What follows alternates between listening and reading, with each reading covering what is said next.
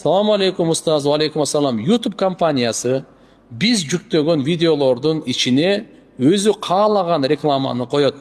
Ал реклама жылаңач аялдар же тамеки сыяктуу арам нерселер болуп калат. За счет рекламы бизге акча төлөйт. А биз адал эмес рекламаны койбогула деп дей албайбыз. Ал рекламалар Кыргызстанда көрүнбөйт. А башка өлкөлөрдө 2-3 минута сайын чыгып турат экен видео ичинде. Суроо, менин видеом адал болсо да арам рекламанын эсебинен түшкөн акча мага адалбы же как? Или как дейт. Опо. Заранее рахмат. Машалла. Мындай.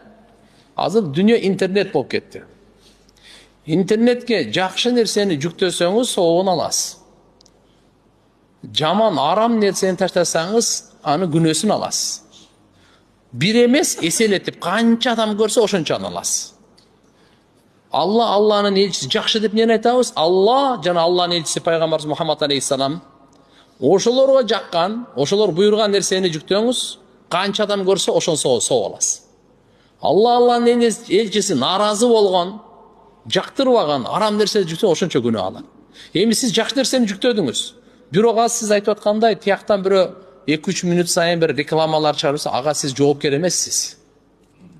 Ага сиз жоопкер эмессиз. Анын күнөөсү сизге жазылбайт ошо. Нар жактан бурмалап башка кылган, анын мойнунда реклама азыркында жылаңачпы, сигаретпи, алкоголь бир нерсе чыгарса, анын мойнунда ошонун мойнунда болот. Сизге эмес. А сиз иншалла Кудай кааласа тапканыңыз бардык адал.